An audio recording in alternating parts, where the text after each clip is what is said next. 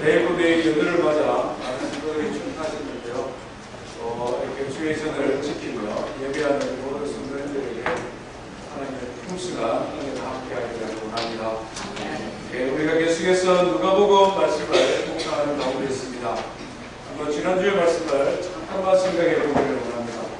천사가 마리아에게 나타나서 내가 처녀의 몸이지만 아들을 낳을 것이고 그 아들이 장차 하나님의 아들로 온 백성을 구원할 자가 될 것이다, 이런 말을 했습니다. 천녀의 몸으로 이 말씀을 받는 마리아의 심정은 참 쉽지 않았을 것입니다. 그때 그 시대의 율법을 생각하면 또 사회 문화적인 요소들을 생각하면 생명을 각오해야 되는 것입니다. 죽을 각오를 해야 된다는 말입니다. 그런데 마리아는 아멘으로 받아들였습니다. 주의 여종이 오기 주의 뜻대로 이루어지라고 고백했습니다. 한 마리아는 대단한 믿음의 사람이 아닐 수 없습니다. 말씀의 능력을 믿고 그 말씀대로 살기 위해 애쓰고 노력하는 사람이었다 하는 것입니다. 그런데 여기서 우리가 한 가지 질문을 던져볼 필요가 있습니다. 마리아가 하나님의 말씀을 믿고 또 그 말씀대로 나에게 이루어지기를 원합니다 라고 고백했을 때 그 마음에 불안이 없었을까? 그 마음에 염려가 없었을까? 그 마음에 의심이 없었을까? 우리 성도님들 어떻게 생각합니까? 하나님의 말씀을 믿고 아멘 하면서 세상을 이기며 살기를 원하는데 그럼에도 불구하고 어쩔 수 없이 찾아오는 의심이 있습니다. 어쩔 수 없이 불안한 마음이 듭니다. 어쩔 수 없이 의심하게 되고 염려하게 되는 그때에 우리는 어떻게 해야 되겠습니까? 말씀을 아멘으로 믿고 전혀 걱정도 없고 염려도 없고 의심도 없다면 정말 대단한 믿음의 사람들입니다. 그러나 평범한 사람들은 말씀을 믿지만 의심이 생길 수 있습니다. 그때 어떻게 해야 됩니까? 그때 어떻게 해야 되죠? 기도해야 됩니다. 기도해요. 그때 어떻게 해야 됩니까? 말씀을 믿고 의지하고 그 말씀대로 살려고 붙들는데 그래도 의심이 있고 불안이 있고 걱정, 염려 앞설 때 오늘 이것을 또 우리가 다뤄보고 싶습니다. 우리의 신앙의 선배들은 기도하고 찬양했습니다. 기도하고 찬양했습니다. 기도와 찬양은 하나님께서 우리에게 주신 말씀에 대한 성도의 반응이다라고 할 수 있습니다. 기도는 우리에게 주신 하나님의 말씀에 대하여 개인적으로 은밀하게 올방에서 하나님 앞에 드리는 반응입니다. 그렇지 않습니까? 기도를 통하여 우리는 우리에게 주신 하나님의 말씀을 되새기기도 하고 의심도 하기도 하고 확증하기도 합니다. 찬양은 무엇입니까? 우리에게 주신 하나님의 말씀에 대하여 개인적일 뿐만 아니라 공적으로 드러내는 것이고 선포하는 것입니다. 찬양과 기도는 똑같은 의미 속에 하나님이 주신 말씀에 대한 신앙의 고백으로 표현되어지는 것입니다. 특별히 오늘 찬양에 대하여 조금 다루기를 원하는데요. 찬양은 우리 인생이 할 수 있는 가장 영광스러운 행위가 찬양입니다. 특별히 기독교 신앙에 있어서는 이 찬양이 굉장히 발전을 했습니다. 우리가 잘 아는 대로 소위 말하는 서양음악의 그 원천은 성전에서 하나님 앞에 예배하는 성도들의 찬양에서부터 시작되었다는 것을 우리는 잘 알고 있습니다.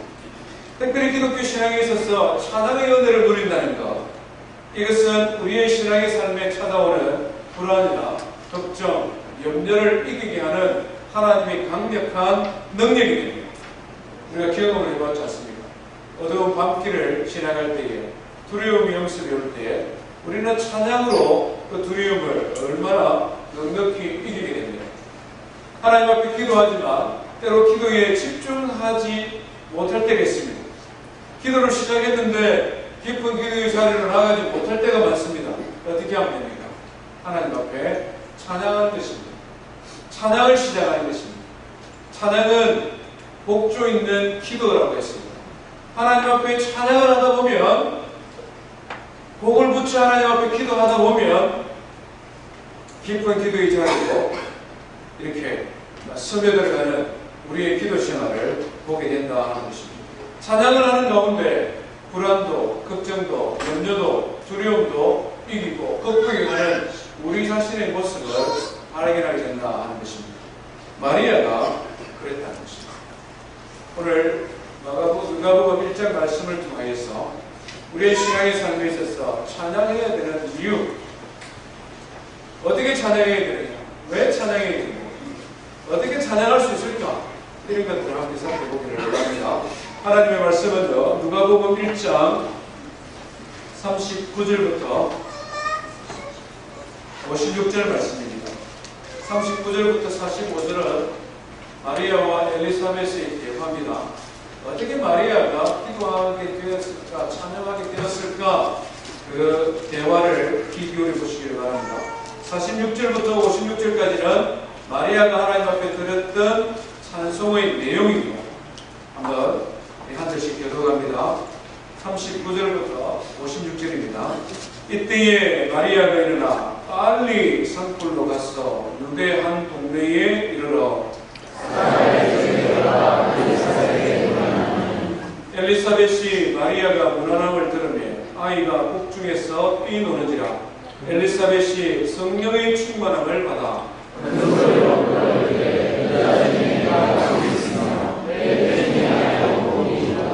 내 주의 어머니가 내게 나오니 이 어찌된 일인가.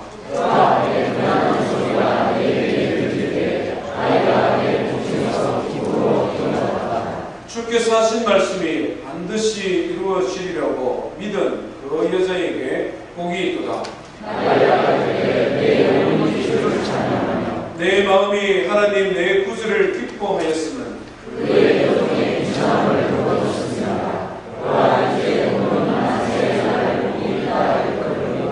너가 신이가 큰 일을 내게 행하셨으니 그 이름이 거룩하시며 그의 팔로 힘을 보이사 마음의 생각이 교만한 자들을 흩으셨고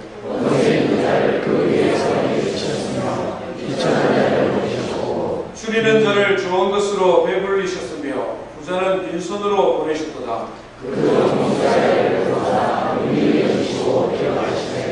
우리 조상에게 말씀하신 것과 같이 아브라함과 그 자손에게 영원히 하시리로다 하니라.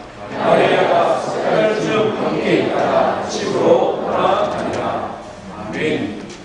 오늘 우리가 읽은 말씀, 특별히 46절부터 56절까지는 마리아가 하나님 앞에 찬송하는 세 가지 이유에 대하여 기록을 하고 있습니다. 먼저 47절과 48절 말씀에 보면 마리아가 하나님 앞에 찬송하는 첫 번째 이유인데요. 48절 말씀을 다시 보겠습니다. 48절입니다. 시작. 그의 여종의 유천함을 들어오셨습니다. 보라, 이제 부르는 나세가 나를 복이 있다 일컬이로다.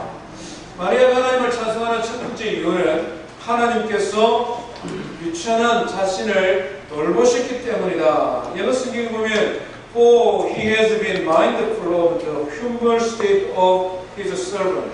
여기서 말하는 for 이 말은 because라는 말이죠.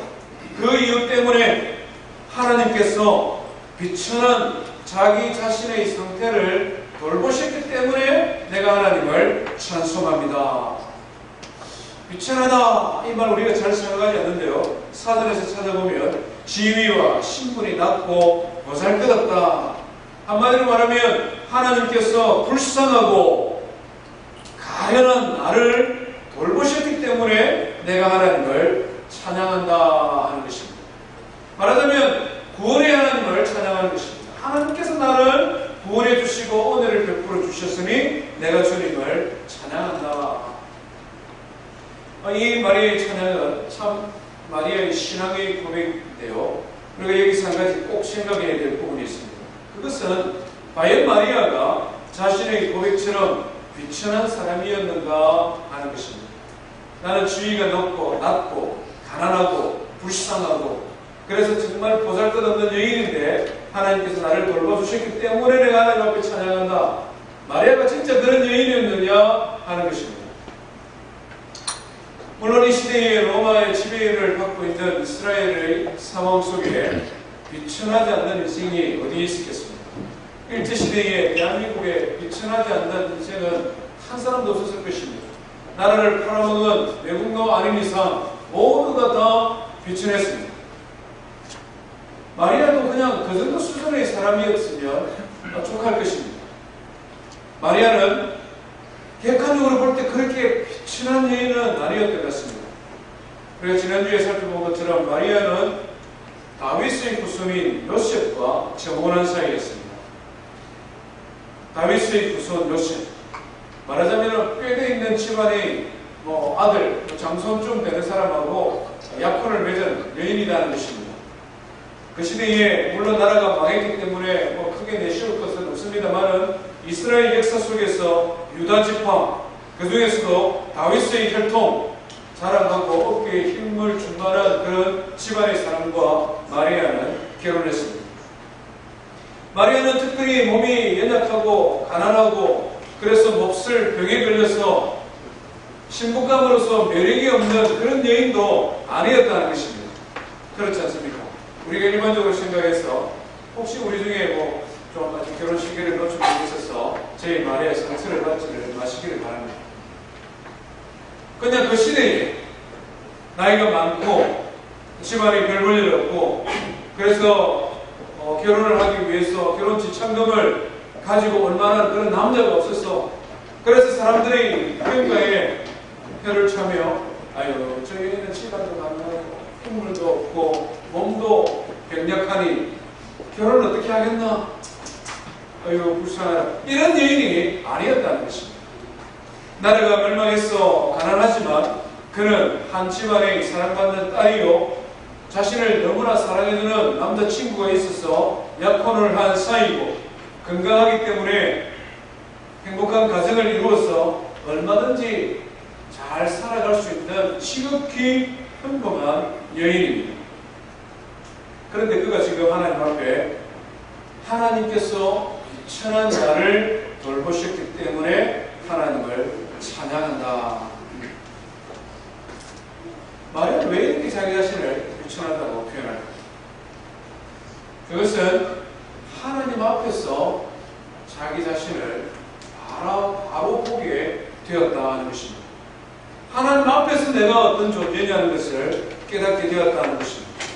하나님과 무관하게 살아가고 있을 그때는 하나님을 찬양할 줄 모르다가 하나님께서 자신에게 찾아오시고 자기에게 말씀하시고 자기에게 말씀한 그 의미를 깨닫고 알고 보니 하나님의 크신 은혜와 사랑을 내가 받고 보니 내가 얼마나 불쌍한 존재인지 내가 얼마나 미천한 여인이 있는지 그것을 깨닫게 되어지고 그것을 알게 되니 내가 하나님을 찬양할 수밖에 없었다 하는 것입니다. 여기서 우리가 한 가지 생각을 들고 있습니다. 마리아가 언제 이런 찬양을 하나님 앞에 들었느냐 하는 것입니다. 천사가 마리아에게 찾아와서 내가 아들을 낳을 것이고 그가 하나님의 아들이 될 것이다 이 말을 듣자마자 마리아가 하나님을 찬송했습니까? 마리아가 언제 하나님을 찬송했습니까? 마리아가 오늘 보니까 엘리사벳을 만나고 난 다음에 엘리사벳을 만나서 그와 대화하고 난 다음에 그가 하나님을 찬양한 것입니다. 왜 마리아가 엘리사벳을 향하여 갔을까? 오늘 우리가 읽은 37절 말씀을 보니까 유대 산중에 39절에 보니까 빨리 산골로 가서 유대 한 동네에 이르렀다 이렇게 말합니다. 학자들의 연구에 의하면 마리아와 요셉이 살던 갈릴리에서 유대 산골까지는 130km에서 150km 정도 떨어져 있는 곳입니다. 오늘 이 시대에도 한 100마일 정도 되죠. 100마일 좀 못 되지 않습니까? 그때 그 시대의 형편으로 가기 쉬운 것이 아닙니다. 마리아가 천사에게 말씀을 듣고 난 다음에 주의 계집종이니 말씀대로 이루어지이다 할렐루야 하고 집에 있어야지. 왜 그 유대 산중으로 달려갑니까? 거기 가서 뭐하러 갑니까? 왜 달려갔을까요?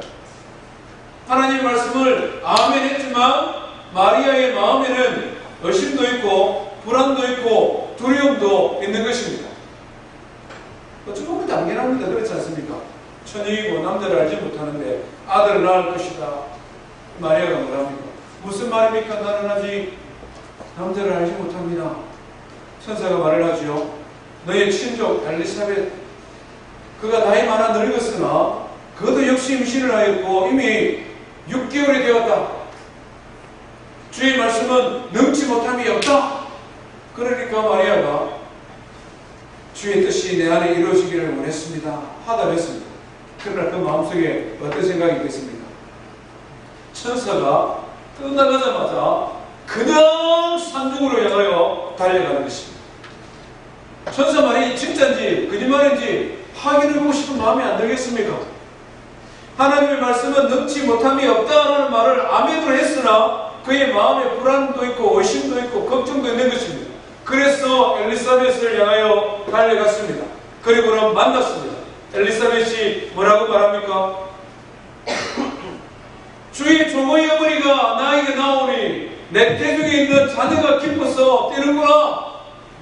너는 만대의 축복받는 여인이 될 것이다. 하나님의 약속의 말씀을 믿었던 마리아, 너는 정말 복받은 여인이야. 엘리사벳이 마리아를 보자마자 그를 경배하는 것입니다. 마리아야, 너는 정말 하나님의 사랑을 받은 여인. 내 속에 있는 그 태아는 정말 하나님의 큰 축복으로 말미암아 오고 오는 세대에 내 이름이 영광을 받을 것이다. 마리아는 정말 복받은 인생이다. 그러니까 그 다음에 일어난 행동이 뭡니까? 오늘 우리가 읽은 성경에 보니까 마리아가 여호와 하나님을 기뻐하며 찬송하고 있다 하는 것입니다. 하나님과 자기와의 관계 속에서 하나님이 자기를 어떻게 사랑하셨는지, 하나님께서 자기를 어떻게 돌보셨는지 그것을 깨닫고 난 다음에 마리아는 하나님을 사랑하는 것입니다. 우리 신앙의 삶에 있어서 누구를 만나느냐 굉장히 중요합니다. 아마 상상을 한번 해보십시다. 마리아가 엘리사벳을 찾아갔는데 엘리사벳이 마리아의 말을 다 들은 엘리사벳이 마리아는 큰일 났다. 어떻게 처녀애를 가졌냐. 너 요셉 알고 있니? 요셉 뭐라 그러던데? 마리아가 요셉 내 너무 사랑해서 괜찮다고 하던데요. 요셉 괜찮다고 해서 다냐? 동네 사람들 어떻게 말하냐? 처녀가 애 낳고 키우면 어떻게 사람 뭐 먹고 살냐? 이렇게 말했다 생각해 보십시오. 여러분들은 마리아가 그럼에도 불구하고 여호와 하나님을 찾냐고 막 이렇게 했겠습니까? 그래 마리아가 천사가 갑자기 이런 말을 하는데 이 말을 믿어야 될지 안 믿어야 될지 고민되고 죽겠어요. 어떻게 하면 좋겠어요? 뭐 이런 안 했겠습니까? 우리의 신앙의 삶에 있어서 누구를 만나느냐, 그것이 하나님을 찬양하는 사람이 될 수도 있고 하나님을 의심하고 원망하는 사람이 될 수도 있다는 것입니다. 마리아는 자기의 비천함을 깨닫는 것은 하나님의 말씀을 들었고 그 하나님의 말씀을 가지고 고민하다가 엘리사벳이라는 신실한 믿음의 사람을 만나고 그 사람과 대화를 통해 자신이 얼마나 큰 하나님의 은혜를 받았는지, 자신이 얼마나 큰 하나님의 사랑을 받았는지, 내가 얼마나 복받은 믿음의 딸이 되었는지 그것을 깨닫자마자 그런 하나님을 향하여 찬양하고 있는 것입니다. 사랑하는 성도 여러분, 우리에게 베풀어 주신 하나님의 은혜를 알고 그 은혜를 찬양하는 성도되기를 주의 이름으로 축원드립니다. 우리는 다 평범한 삶을 살아갑니다. 어쩌면 몽고메를 살아가는 우리 성도들은 미주 전체 한인들과 비교하면 평범한 이상의 사람들인지도 모르겠습니다. 우리의 찬양의 생활을 한번 돌이켜 보십시오. 하나님 앞에 찬양하고 하나님 앞에 감사하는 생활을 하고 계십니까?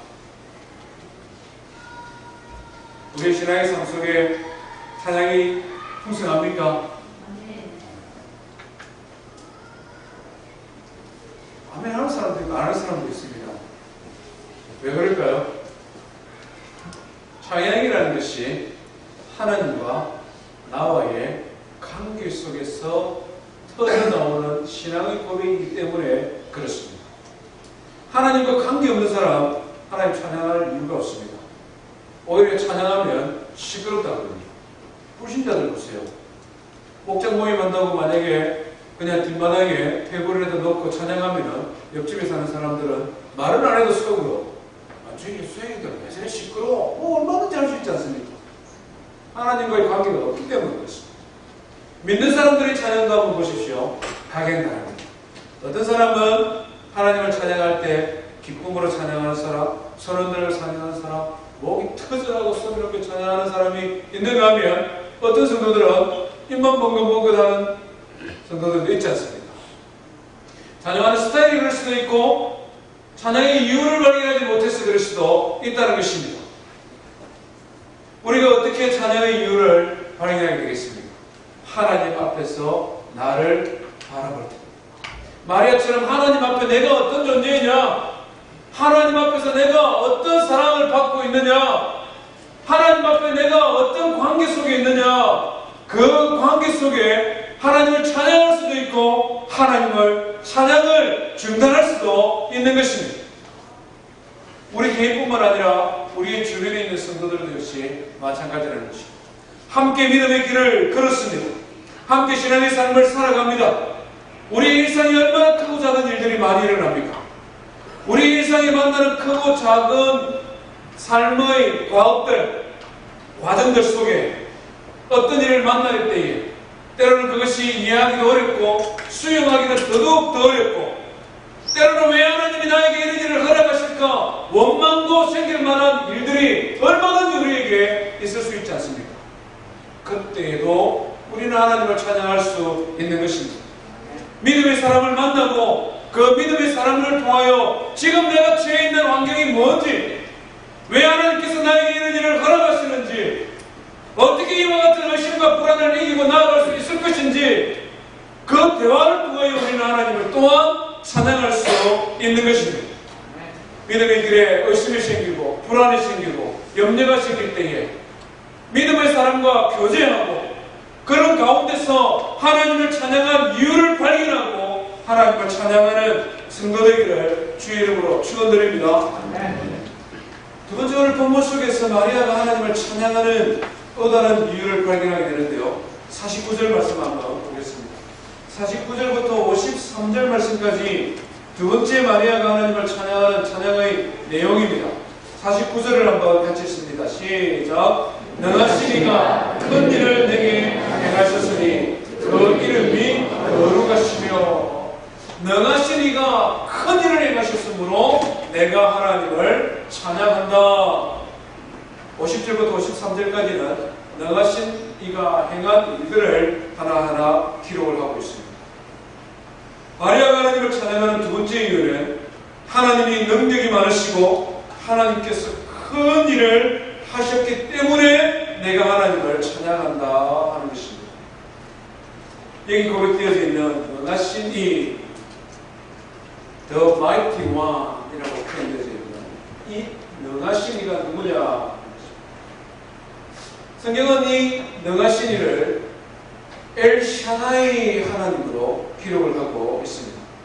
능하신 하나님, 전능하신 하나님, 이것은 하나님의 가장 대표적인 이름 가운데 하나입니다.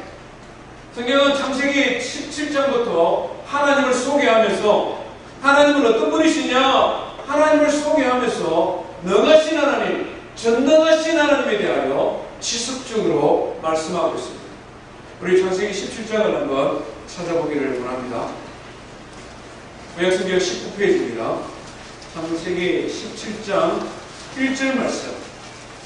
우리 한번 큰 목소리로 읽어보십시다. 1절입니다. 시작.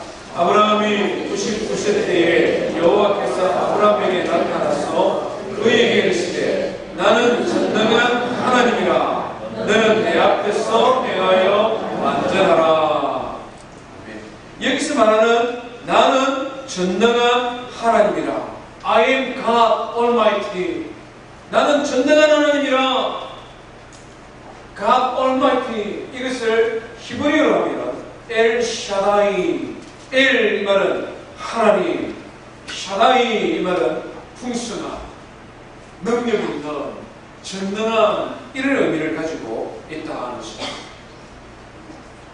왜? 어떤 상황 속에서 하나님은 자기 자신을 향하여 인생들에게 전능한 하나님을 소개하고 있습니다. 오늘 17장 1절을 보니까 아브라함이 99세때에 하나님께서 아브라함에게 나타나 이렇게 말씀합니다. 99세는 어떤 때입니까? 아브라함이 나이 많아 이제 늙었어 이제 애를 낳을 희망이 사라진 그때, 하나님께서 처음 아브라함에게 나타났을 그때만 해도 75살, 아브라함이 건강관리를 잘했습니다. 그때만 해도 능력이 있었습니다. 사라는 또 여성으로서의 기능을 할 만큼 건강했습니다. 그때 하나님께서 아브라함에게 약속했죠. 고향과 친척과 아버지 집을 떠나라. 내가 너희에게 아들을 줄 것이고 그 아들을 통하여 복을 받을 텐데 너는 모든 민족의 아버지가 될 것이다. 복을 주셨어요. 아브라함은 그 말씀을 믿고 길을 떠났습니다. 그런데 24년이 지났습니다. 24년 사이에 자기는 이제 나이가 많아서 힘이 없고 자기 안에 살아도 보니까 이제는 여성으로서의 그런 기능이 끝나버렸어요. 하나님의 약속의 말씀을 받았는데 그 약속의 말씀이 이루어질 가능성이 점점 희망해져 가는 것입니다. 그래서 아브라함이 한 것이 무엇입니까? 하나님 말씀을 믿었는데 그 말씀이 성취될 희망이 점점 약해지니까 아브라함이 혹시 이 방법인가 해서 다른 방법을 찾아봤죠. 그리고는 어떻게 했습니까? 하갈이라는 자기의 여종을 데리고 취하였습니다. 그 시대의 문화를 생각하면 여종이 아들을 낳아도 자기 아들이거든요. 그런데 하나님께서 아니라는 거예요. 그게 아니다, 아브라함은. 그러면서 99세 되는 아브라함을 하나님께서 찾아오신 것입니다. 더 이상 힘도 없고 능력도 없고 이제 어떻게 할 만한 그런 가능성이 없는 그때, 모든 희망이 소망이 사라진 그때 하나님께서 찾아오셔서 하시는 말씀이 아브라함아, 나는 전능한 하나님이야. 나는 엘샤다이 하나님이야. 그러면서 뭐라고 말씀합니까? 우리 17장 3절 4절 한번 보십시오. 17장 4절 5절 한번 읽어보겠습니다. 시작. 보라, 내 언약이 너와 함께 있으니 너는 여러 민족의 아버지가 될 것이다. 이제 우리는 내 이름을 아브라함이라 하지 말고 아브라함이라, 이는 내가 너를 여러 민족의 아버지가 되게 함이니라. 희망이 끝났는데, 이제 끝났는데 안 끝났다는 것입니다. 너는 끝났지 몰라도 나는 아직 안 끝났다. 전능한 하나님. 그 밑에 한번 보십시오. 15절 16절 15, 16절도 마찬가지죠. 사라 얘기만 합니다. 사라, 너는 끝났느냐? 나는 아직 끝나지 않았다. 너의 이름을 사레라 하지 말고 사라라 하라. 너는 열국의 어머니가 될 것이다. 엘샤다이 하나님은 어떤 하나님입니까? 인생은 끝이 나도 하나님은 끝나지 않는다는 것입니다. 인생의 희망은 끝나도, 인생의 소망은 끝이 나도 하나님의 희망은, 하나님의 소망은 끝나지 않은 것을 가르쳐주는 것, 그것이 전능한 하나님이라는 것입니다. 그 다음 역사는 우리가 잘 알죠. 아브라함과 사라 사이에 아들이 태어났습니다. 그 아들 이삭을 통하여 야곱과 에스가 태어나고, 그를 통하여 이스라엘의 12지파가 태어나고, 지금 혈육으로 이스라엘의 조상, 이스라엘 모든 민족의 조상이 아브라함 되지 않았습니까? 인생으로서는 끝났으나 전능하신 하나님의 능력은 끝나지 아니하였으니 너는 나를 믿으라. 나는 전능한 하나님이라. 그 다음에 또 성경에 보면 전능한 하나님에 대해서 소개를 합니다. 35장을 한번 펼쳐보시기를 바랍니다. 창세기 35장입니다. 창세기 35장에 보면 또 하나님께서 전능한 하나님이라고 자기 자신을 소개합니다. 35장 11절 12절 말씀 한번 읽어보겠습니다. 시작. 하나님이 그에게 이르시되 나는 전능한 하나님이라. 생육하며 번성하라. 한 백성이 백성들의 총회가 내게서 나오고 왕들이 내 허리에서 나오리라. 내가 아브라함과 이삭에게 준 땅을 내게 주고 내가 내 후손에게도 그 땅을 주리라 하시고. 여기도 보면 하나님께서 자기 자신을 뭐라고 소개합니까? 나는 전능한 하나님이다. 능력 많은 하나님이다. Almighty God. 나는 엘샤다이니라. 어떤 일이 일어났습니다. 이것은 하나님께서 야곱에게 하시는 말씀이거든요. 야곱이 우리가 잘 아는 대로 장자의 권한을 형으로부터 빼앗고 형이 무서워서 외삼촌 집으로 도망을 갑니다. 그곳에서 한 21년, 한 25년 정도 세월이 흐르는 동안 큰 부자가 되었습니다. 처음에 형이 낯설게 하여 도망갈 때 불안한 마음으로 이 야곱이 베델이라는 곳에서 하나님 앞에 기도했습니다. 하나님, 내가 부자 되고 싶은 욕심에 형님을 속이고 장자권을 빼앗았는데 형이 나를 죽이려고 하니 지금 도망갑니다. 나는 아무것도 가진 것 없고 말 그대로 여행 가방 하나 들고 지금 그냥 갑니다. 외삼촌 집으로 정처 없이 갑니다. 하나님 나를 지키시고 나를 도와주십시오. 나를 좀 불쌍히 여겨주십시오. 나 하나님 복 받고 싶은 마음밖에 없었습니다. 그때 하나님께서 야곱에게 나타나셨죠. 야곱아, 그래, 내가 너를 지키고 보호하느니 두려워하지 말아라. 이렇게 말씀해 주셨습니다. 그리고 이제 야곱이 이제 가서 삼촌 집에 가서는 7년 동안 라헬을 위하여, 7년 동안 레아를 위하여 열심히 일을 하고 7년 동안은 하나님 복주에서 엄청난 부자가 되었습니다. 부자가 되니까 옛날에 기도했던 다 잊어버렸어요. 부자가 되니까 예수님 사랑하고 하나님 사랑하는 다 잊어버렸어요. 그때 하나님께서 이 둥지를 좀 흔들었죠. 외삼촌의 동생들, 외삼촌의 자녀들이 미워하는 것입니다. 가만보니까 외삼촌 집에 굴러 들어온 조카가 하나 있는데, 사촌이 하나 있는데, 이등사촌 저 녀석이 우리 재산 다 가져간다는, 그럴 수 있지 않습니까? 그죠? 그래서 막 미워합니다. 미워하니까 할 수 없이 이제 야곱이 외삼촌 집에도 못 있고 고향집으로 갑니다. 형님 만나서 형님 나를 미워하고 형님이 무엇을 하고 미워합니다. 그때서야 비로소 그가 하나님을 찾아 또 무릎 꿇고 기도하지요. 약곡강 나루트에서 기도하지 않습니다. 저 도와주십시오. 불쌍히 여겨주십시오. 하나님 은혜를 베풀어 주셨어요. 애써하고 화해가 이루어졌습니다. 그러면 하나님하고 약속 잘 지키고 신앙생활 좀 잘해야 안 됩니까? 근데 야곱이라는 인생이 하나님이 축복 좀 잊어버리고 축복 좀 잊어버리고 이 굵은 많은 인생이.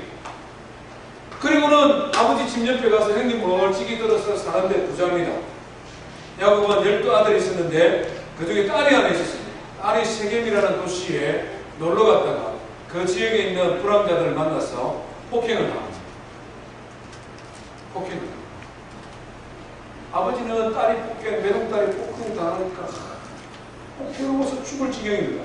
그렇지만 자기는 말하자면 이방인이고 객이고 이 동네에는 유력한 자들이 많이 있으니 억울하고 참 화가 치밀어도 참습니다. 근데 아들들은 어떻습니까? 혈기가 있지 않습니까?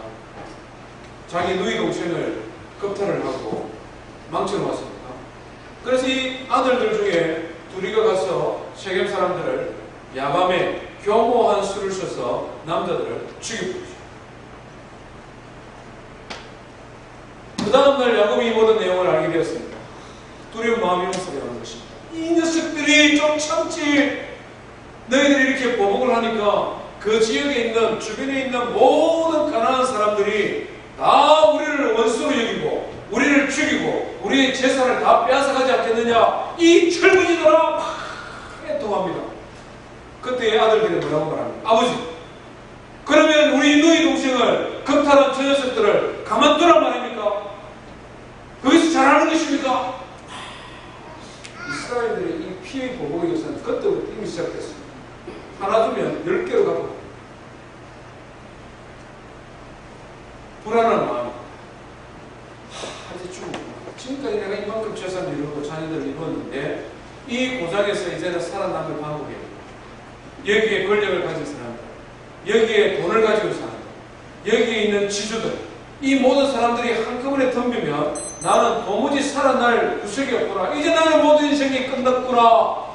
불안하고 떨고 있을 그때에 하나님께서 찾아오셔서 하시는 말씀이 창세기 35장 11절 말씀입니다. 야곱아, 나는 전능한 하나님이야. 내가 지금까지 내가 머리 쓰고 내가 지금까지 너의 수단과 방법을 동원하여 살아왔지만 인생의 위기 앞에서 고민하느냐, 슬퍼하느냐, 힘들어하느냐, 이제 끝났다고 망설이느냐, 나를 믿으라는 것입니다. 나는 전능한 하나님이니 너는 생육하고 번성하라. 내가 너의 할아버지 아브라함과 너의 아버지 이삭에게 약속한 모든 것을 내가 너에게 주리라. 전능하신 하나님, 인간의 방법이 끝났을 때, 인간의 기술이 다했을 때, 이제는 더 이상 내가 믿을 구석이 없을 그때에 하나님께 하시는 말씀이 나는 전능한 하나님이다. 그 결과는 잘 아셨습니다. 하나님께서 그 고을들의 사람들의 마음에 두려움을 심어주사 아무도 야곱을 손대는 자들이 없더라. 성경 말씀, 이런 말씀 읽으면 얼마나 재미있고 신이 나는 거예요. 두려워하는 마음을 사람들의 마음에 심어주니 아무도 이스라엘을 건드릴 사람, 털끝 하나 다치지 아니하고 하나님이 지키시고 보호하셨다는 것입니다. 창세기뿐만 아니라 성경은 지속적으로 얼마이티가 엘샤다이 하나님에 대하여 기록을 하고 있다는 것입니다. 신약시대에 와서는 바울 사도가 엘사다이 하나님을 찬양합니다. 우리 고린도후서를 한번 펼쳐보시기를 바랍니다. 고린도후서 12장 9절에서 10절 말씀. 고린도후서 12장 9절에서 10절 말씀 한번 읽어보겠습니다. 신약성경 299페이지입니다. 9절 10절 시작. 나에게 이르시기를 내 은혜가 내게 족하노라. 이는 내 능력이 약한 데서 온전하여 지니라 하신지라. 그러므로 도리어 크게 기뻐함으로 나의 여러 약한 것들에 대하여 자랑하니 이는 그리스도의 능력이 내게 머물게 하려 함이라. 그러므로 내가 그리스도를 위하여 약한 것들과 능욕과 궁핍과 박해와 원고를 기뻐하노니 이는 내가 약한 그때가 강함이니라. 아멘. 여기 보면은 9절에 내 능력이, 이 하나님께서 기도하는 바울에게 하신 말씀입니다. 바울이 어떻게 하나님 앞에 기도했습니까? 하나님, 내가 예수 믿고 구원받아서 은혜를 받아서 선교사로 사역하는데 내 몸에 병이 들었습니다. 어떤 사람은 간질병이라고 그러고 어떤 사람은 이 시력, 안과적인 질병이다, 안질이다 말합니다. 정확하게는 잘 모르겠습니다. 그래서 하나님 앞에 그가 기도하지 않습니다. 하나님, 내 좀 건강하면 내가 더 선교사를 할 것 같습니다. 내가 조금 더 건강하면 내가 하나님 기뻐하는 일을 아주 많이 할 수 있을 것 같습니다. 하나님, 제발 좀 도와주십시오. 성경에 보니까 3번 기도했다. 특별한 기도를 3번 했다. 하나님께서 뭐라고 말합니까?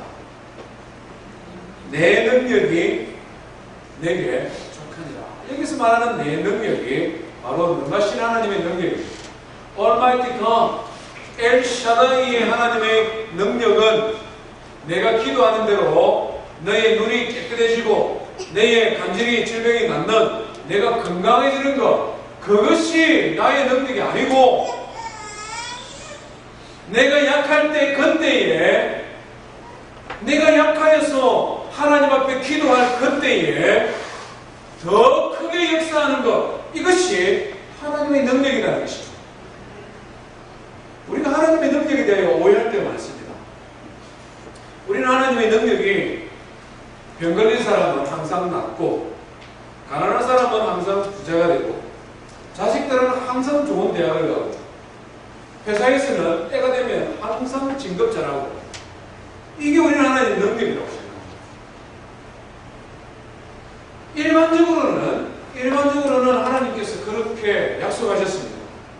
하나님 믿는 하나님의 자녀들에게 영의 축복과 물질의 축복, 하늘의 축복과 땅의 축복을 약속하셨습니다. 그러나 항상 그런 건 아닙니다. 항상 그런 것은 아니다는 것이죠. 하나님께서는 때로는 우리의 약한 것을 들어서 하나님의 능력을 드러내기를 원하신다는 것입니다. 바울이 눈이 아프던 간질이 들렸던 그것 때문에 고민하고 그것 때문에 기도하고 그래서 그것 때문에 겸손하고 그것 때문에 더 하나님 앞에 무릎 꿇고 더 하나님 앞에 신실하게 선교 사역을 하니까 바울이 건강할 때보다도 자신만만할 때보다도 훨씬 더 하나님의 사람으로 하나님 앞에 영광 돌리는 것입니다. 그것을 모를 때는 우리는 하나님을 원망할 수밖에 없습니다. 내가 이렇게 기도하는데 왜 하나님 나의 기도 안 들어주십니까? 이렇게밖에 못해요. 내가 이렇게 기도하는데 왜 우리 애들이 이렇습니까? 하나님 우리 이렇게 원망합니다. 그러나 바울은 뭐라고 말합니까? 내 은혜가 네게 족하다는 그것을 알고 난 다음에 바울의 고백은 달라지죠. 10절에 그러므로 내가 그리스도를 위하여 약한 것과 능력과 궁핍과 박해와 권고를 기뻐하노니 이는 내가 약한 그때가 강함이다. 강하신 하나님의 능력은 우리를 약하게 하여 하나님의 영광을 드러내면 그것이 또한 하나님의 강한 능력이 된다는 것입니다. 이때에도 하나님을 찬양하는 성도 되기를 주의 이름으로 축원드립니다.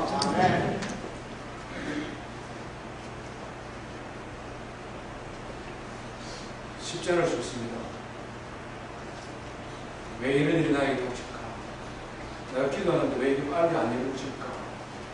원망하고 의심하고 불안하고 그래서 찬양보다는 하나님 앞에 기도하기보다는 뒤로 물러갈 때가 있습니다. 그때에 바울 사도가 고백하는 전능하신 하나님을 피해가십니다. 세 번째로 오늘 마리아가 하나님 앞에 찬양하는 찬양의 이유가 있는데요. 그것은 오늘 읽은 9절과 59절과 60절의 말씀에 나와 있습니다. 55절의 말씀입니다. 자, 55절 말씀 우리 한번 같이 읽겠습니다. 시작! 우리 조상에게 말씀하신 것과 같이 아브라함과 그 자손에게 영원히 하시리로다. 아멘. 마리아가 하나님을 찬양하는 세 번째 이유는 하나님께서 우리의 조상에게 은혜와 자비를 베풀어 주신 것처럼 아브라함과 그의 자손에게 영원토록 은혜와 자비를 베풀어 주실 것이기 때문에 내가 하나님을 찬양합니다. 말하자면 마리아는 과거에 우리 조상들과 함께 하셨던 하나님의 은혜를 하나님의 능력을 알고 그래서 하나님을 찬양합니다. 뿐만 아니라 지금 현재 내가 참 어렵고 힘들지만 처녀인 내가 하나님께서 아들을 낳게 하고 그 아들을 통하여 하나님의 큰 일을 이루어 가시니 지금 현재 임하신 나의 하나님의 은혜를 내가 알고 하나님을 찬양합니다. 한 발 더 나아가서 앞으로 장래에도 미래에도 지금까지 나와 함께 하시고 우리 조상들과 함께 하신 그 하나님께서 장래에도 은혜와 자비를 베풀어 주실 것을 바라보며 하나님을 찬양하는 것입니다. 우리 신앙에서의 삶의 찬양은 과거를 돌아보며 찬양하며 지금 현재 베풀어 주신 하나님의 은혜를 생각하며 찬양하며 미래에 장차 행하실 하나님의 크고 놀라운 은혜를 기대하며 하나님을 찬양하는 것입니다. 우리 가운데는 지나간 과거를 돌이켜봐도 도무지 찬양할 만한 것이 없고 지금 현재를 생각해봐도 힘들고 어려운 지경에 있는 성도들도 있을 줄 압니다. 그때에도 비록 그럴 때에도 오늘 마리아가 고백하는 것처럼 하나님께는 신실하신 분이시기 때문에 하나님께서는 믿음의 조상들에게 약속하신 그 약속을 끝까지 이루시는 하나님이시기 때문에 나의 장래에도 나와 함께 하실 하나님을 믿습니다. 그 믿음을 가지고 하나님 찬양하는 성도 되기를 주의 이름으로 축원드립니다. 하나님께서는 우리에게 약속하셨습니다. 과거에도 현재에도 장래에도 약속하셨습니다. 하나님의 모든 약속은 신실하신 하나님의 성품을 따라 이루어졌습니다. 예수 그리스도를 예언하시고 약속하신 하나님은 지금부터 2000년 전에 동정녀 마리아의 몸을 통하여 예수님을 이 땅에 보내시고 예수님을 통하여 구원의 사역을 완성하시고 예수님이 부활 승천하시면서 이제 마지막으로 우리에게 또 하나의 약속을 주셨습니다. 그 약속은 무엇입니까? 내가 속히 요한계시록 22장 20절을 말씀. 내가 진실로 속히 부활하신 주님께서 제자들에게 주셨던 약속의 말씀이요, 요한 사도에게 주셨던 약속의 말씀입니다. 우리 인생이 아무리 힘들고 어렵다 할지라도 찬양의 이유가 너에게는 없습니다. 절망하는 가운데 있다 할지라도 마지막 재림의 때에 이 땅에 오셔서 우리의 인생을 위로하시고 우리를 영원한 천국으로 인도하신 살아계신 하나님, 천국의 주인 되신 그분을 바라보며 찬양하는 저와 성도들의 삶이 되기를 주의 이름으로 축원드립니다. 우리 말씀 기억하며 함께 하나님 앞에 찬송하십시다.